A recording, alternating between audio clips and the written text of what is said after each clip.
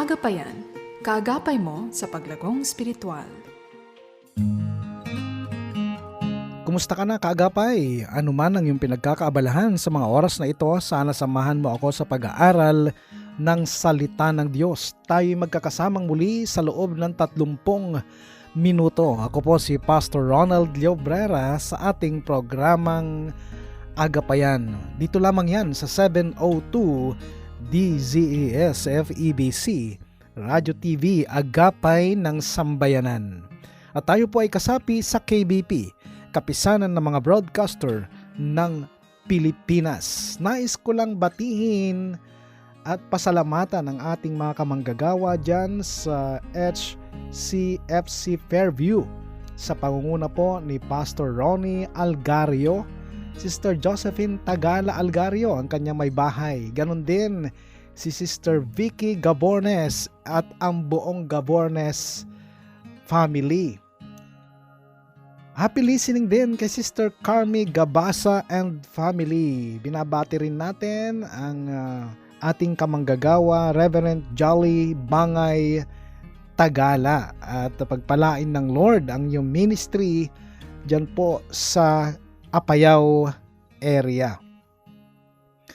Binabati ko rin ng happy listening si Brother Engineer Romeo David at ang buong David family, ang kanyang mabahay na si Sister Marie David, si Brother Engineer Romar David, si Jerome David, Kevin Jer David at Joanna Grace David, ang buong David family. Happy listening din kay Brother Leo Abisamis dyan po sa Texas, USA. Akin din binabati ang aking Tita Avi Dailo. Pagpalain po kayo ng Panginoon, Tita Avi Dailo. Ganon din Sister Ana Victoria Tutel at ang kanyang buong pamilya, buong Tutel family. Happy listening kay Pastor Jose Tulios. Pagpalain ng Lord ang iyong ministry, Pastor Tulios. Ganon din kay Mami Auring Sumulong. Maraming salamat, Mami Auring, sa inyong patuloy na pagsuporta at pananalangin para sa FEBC. Happy listening din kay Tita Telma Manhares at ang buong Manhares family. Pagpalain po kayo ng Panginoon. Pumuli ang iyong kaagapay, Pastor Ronald Llobrera, at ikaw ay nakikinig sa ating programang Agapayan. Ang tatalakayin natin sa gabing ito, kaagapay, ay tungkol sa buhay na nakay Kristo. Ito ay may pamagat na living in freedom. Kaagapay, magsisimula tayo sa isang tanong. Sino sa inyo ang mahal niya ang kanyang buhay? Siyempre, lahat po tayo, di po ba? Bilang pastor, ang isang magbibigay sa akin ng kagalakan ay ang makita ang mga taong gumiginhawa sa buhay, lalo tong mga kapatiran natin. Sa aking karanasan, nakakatuwang ang mga kapatiran natin ay marami sa kanila ang nagpapablessing ng bagong negosyo, bagong bahay, bagong sasakyan. Masaya tayo para sa kanila. Ang isa pang nakakatuwa, karamihan sa nagpapa-dedicate o nagpapa-blessing, most of them are saying, hindi naman po kami masyadong nahirapan upang magkaroon nito. Praise God. You know what? God wants us to love our lives. Hindi po kalooban ng Diyos na it's okay na ma-experience din natin yung sobrang hirap because when we get to heaven, okay na ang lahat. No, that's a deception. Yan ang pinakapandarayan ng kaaway ngayon sa atin. Okay lang yan na naghihirap ka. Okay lang yan na lagi kang malungkot. Okay lang yan na marami kang utang. Kasi pagdating mo sa langit, solved na lahat. Kaya yung iba nagsusuicide na lang kasi gusto nang mauna sa langit. Agapay, hindi po yan ang gusto ng Diyos. In fact, Jesus brought heaven on earth. Ang gusto ng Panginoon, hindi ka nape-pressure about heaven. Maya't maya na lang, nag-iisip ka ng sobra kasi baka hindi ka makapasok sa heaven. Alam mo, yan lagi ang tinuturo ng religion. The religion is all about future. Gawin mo ito, gawin mo yan para makapasok ka sa langit balang araw or in the future. Stress ka tuloy. Religion says, do this and God will. future lagi. But the thing is, lahat naman ng gagawin natin para sa Diyos is always not enough, right? Gusto tayong paniwalain ng dyablo that the kingdom of God is in the future, na hindi mo mararanasan dito sa lupa. Kaya naman gawa ka ng gawa para sa future. But you know what? In real Christianity, in the idea of Jesus Christ, everything that you need is already provided for you today, not in the future. Amen? Naalala nyo ba yung sinabi ni Jesus, "Let your will be done on earth as it is in heaven"? Alam mo, kaagapay, bilang pastor, gusto kong maranasan mo ito, yung mai-enjoy mo yung langit sa yung paghahanda patungo sa langit. Yun bang gigising ka every morning at hihinga ka ng malalim at mapapahiyaw ka ng ang sarap, para akong nasa heaven, thank you Lord. Maaring sabihin mo sa akin ngayon, Pastor, hindi po ako sanay sa ganyan. Sanay ako sa hinihingal ako, yung laging natataranta ako. Listen, you have to enjoy your life. God's plan for you is to enjoy everything that already paid for you. Basahin po natin ang sinasabi ng banal na kasulatan. In Isaiah chapter 53 verse 5, MSG version. But it was our sins that did that to him, that ripped and tore and crushed him, our sins. He took the punishment and that made us whole. Through his bruises we get healed. Made us whole means made us complete.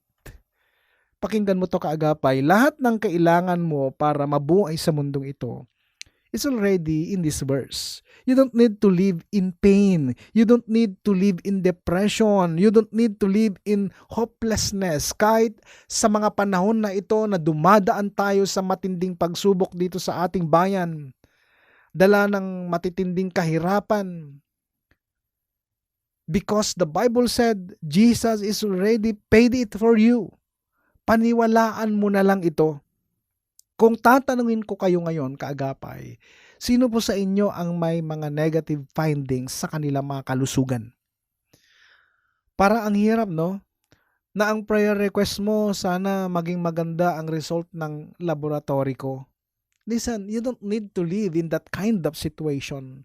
Yung iba nananakot pa, sige ka pastor, pag binaliwala mo yan, baka bigla ka na lang bumulagta dyan.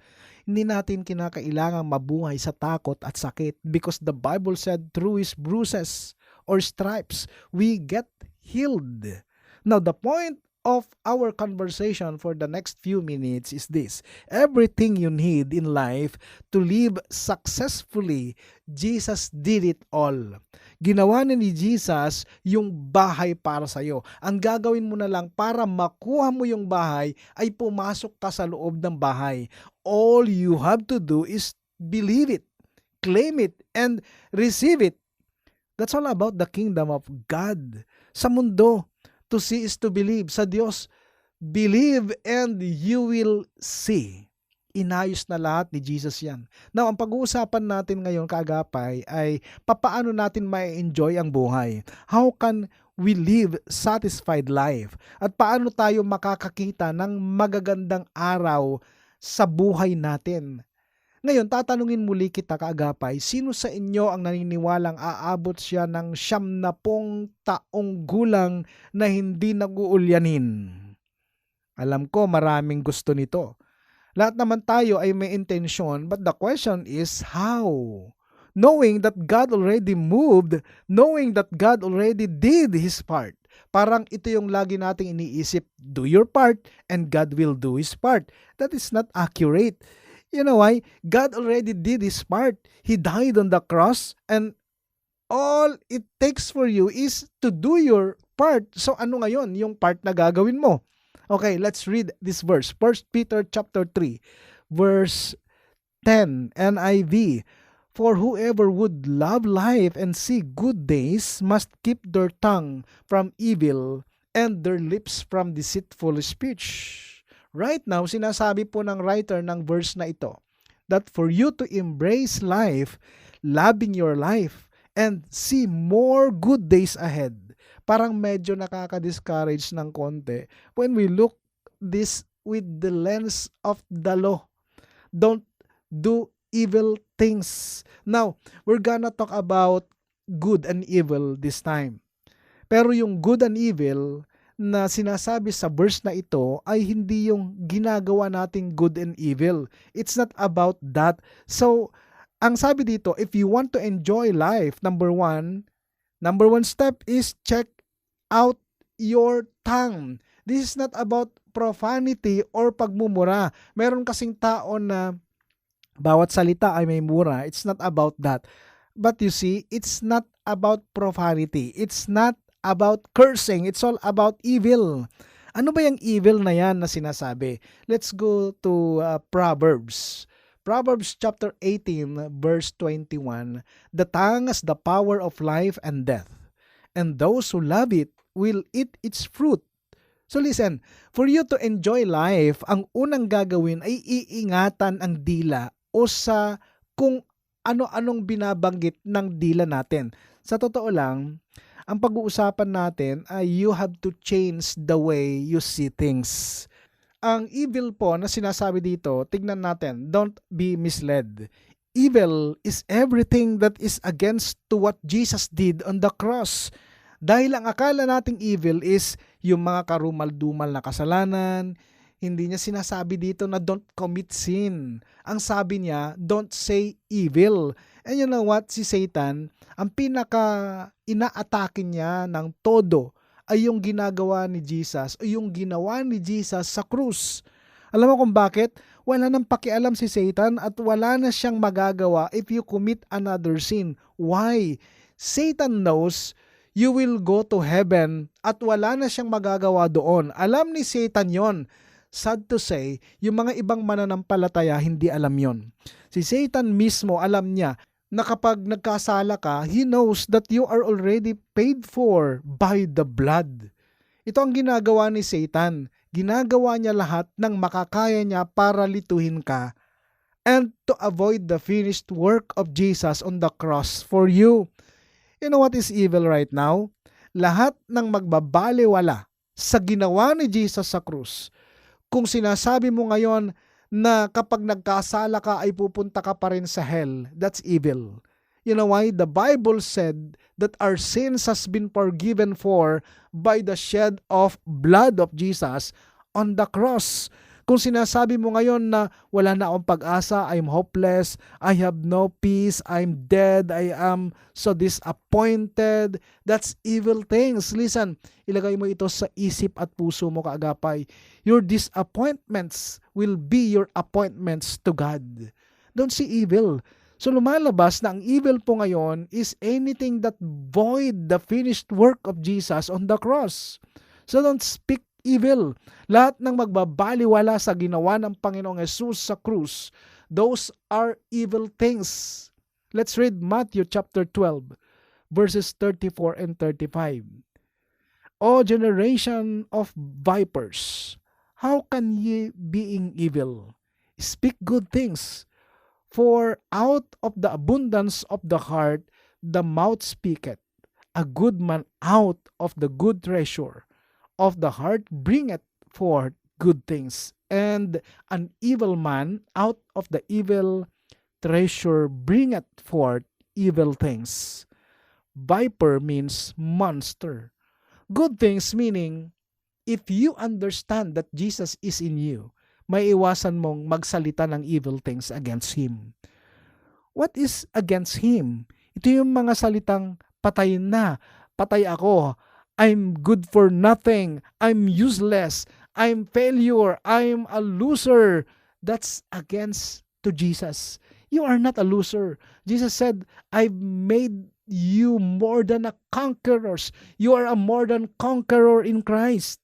Imagine, nung pinalaya ni Jesus yung nadedemon possessed, napipina, sabi ng mga Pharisees, pinalayas niya ang inaalihan ng dyablo gamit ang kapangyarihan ni Beelzebub. Tapos sasabihin nila, kapangyarihan ng dyablo yung ginamit ni Jesus. That's why, listen, this is your part. Una, ang ating mga dila. Ingatan natin ang ating mga dila. Minsan, yung dila matabil. Kala natin minsan baliwala. Parang minsan sinasabi mo, wala yon, nasabi ko lang yon. Kagapay, gusto nyo ng tip?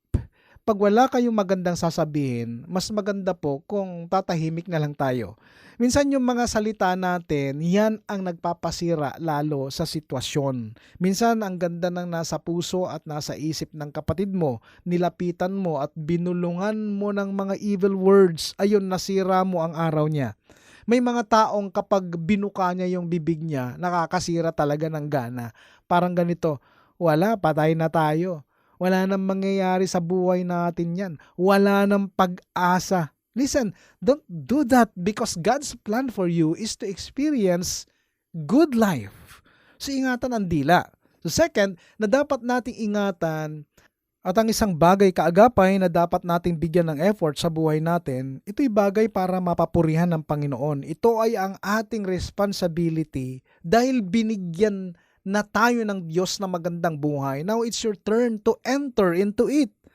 Pangalawa, ang ating kapayapaan. Isa ito sa napakahalagang dapat ingatan natin sa ating sarili, ang ating kapayapaan. You know why? Isa ito sa patunay na nararanasan natin ang grasya o biyaya ng Diyos. Patunay na nabubuhay tayo by grace. Now, we will talk about this letter words that is killing or the number one killer ngayon sa mundo. Walang iba kundi ang salitang stress. Halimbawa, nasubukan nyo na bang magpa-check up sa doktor? Kapag di ka makatulog, ang madalas na tanong ng doktor, nai-stress ka ba? Kapag may issue ng depression, nai-stress ka ba? Hindi ko makalimutan nung minsan, ako ay nagpamassage doon sa blind sa loob ng isang mall. At parang may na-touch siyang masakit sa likod ko. At nung ako ay umaray, ang sabi po nung blind, sir, stress yan. Balikan lang natin yung nasa 1 Peter chapter 3. 1 Peter chapter 3 verse 10. Whoever wants to embrace life and see the day fill up with good, here's what you do. Say nothing evil or hurtful. Snub evil and cultivate good. Run after peace for all your worth. Run after peace for all your worth. The thing is, Jesus said, I already gave you peace. Please get it. Run and get it for your life. Ngayong gabi kaagapay may gagawin tayong pagbabago ng ating kaisipan. Okay, ang stress ay ito. Sinabi ng Panginoon kung paano kanya i-deliver from stress in Deuteronomy chapter 28.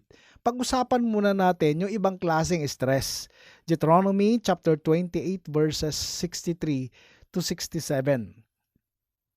And this is how things will end up. Just as God once enjoyed you, took pleasure in making life good for you, giving you many children, so God will enjoy getting rid of you, clearing you off the earth.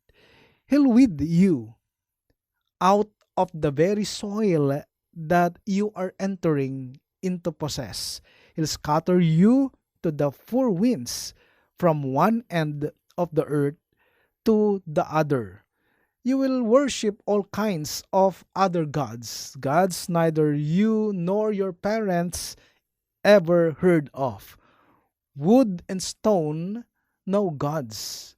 But you won't find a home there.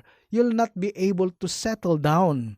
God will give you a restless heart, longing eyes, a homesick soul. You will live in constant jeopardy, terrified of every shadow, never knowing what you'll meet around the next corner. In the morning you'll say, I wish it were evening. In the evening you will say, I wish it were morning, afraid, terrorized at what's coming next, afraid of the unknown because of the sights you've witnessed. You will not be able to settle down. Ayan, sumpa daw ito. Alam nyo, maraming mga tao, kahit nakaupo galaw ng galaw, hindi mapakali. Restless heart, may asawa na, tingin pa rin ng tingin sa iba. Meron ka ng bagong gamit, bagong gadget, nakatingin ka pa at naiinggit ka pa sa gamit ng iba. Ang sabi, terrified on every shadow. Para itong sumpa sapagkat lahat kinatatakutan. Ang sabi, fearful Alam nyo, ang daming tao na mamobilize ng kanilang takot. Na tila bagang ang laging sinasabi ay ayaw kong mag-exam, babagsak ako. Ayaw kong magnegosyo, baka malugi. Ano pang sabi? In the morning, I wish it were evening. In the evening, I wish it were morning. Kawawa naman ang buhay ng taong ito, puro stress. Parang ganito, nung katapusan, sana kinsenas na. Nung kinsenas, sana katapusan na. Pag nasa bahay at naglalambing yung mga anak, yung utak nasa trabaho. Pero kapag nasa trabaho naman, namimiss yung pamilya. That's restlessness. You cannot even enjoy the moment. Hindi mo ma-enjoy yung buhay mo. Why? The idea of the enemy is not to let you experience a satisfied life. Kapag nandun ka sa party, please be there. Enjoy the party. Minsan pupunta ka sa outing, may dala-dala kang laptop, nagtatrabaho ka, hindi mo mai-enjoy, hindi mo na-enjoy ang buhay. Ang tawag dito, pinaglalabo-labo mo ang buhay mo. Hindi na nakapagtataka, ang daming na-stress na tao. This is our challenge. No wonder, many of us, we have a restless heart.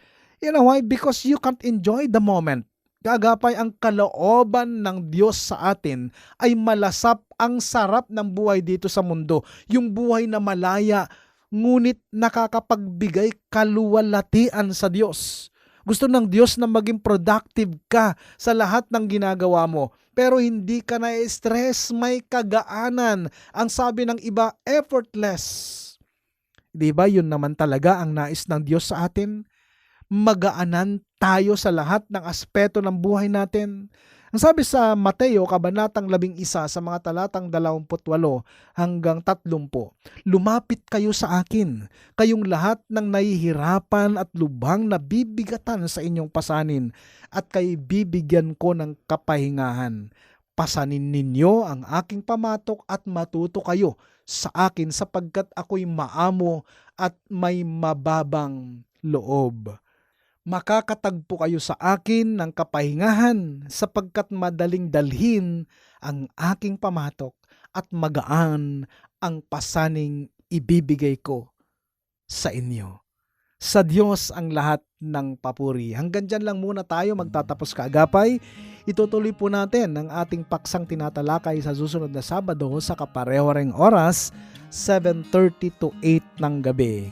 Kaagapay, kung mayroon kang katanungan, komento or any concern with regards to our topic today, maaari ka magpadala ng iyong mensahe sa 702 DZS FEBC Facebook page or mag-text ka sa cellphone number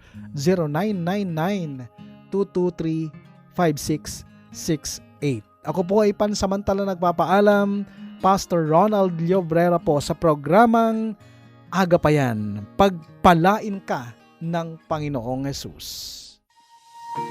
Agapayan, kaagapay mo sa paglagong spiritual.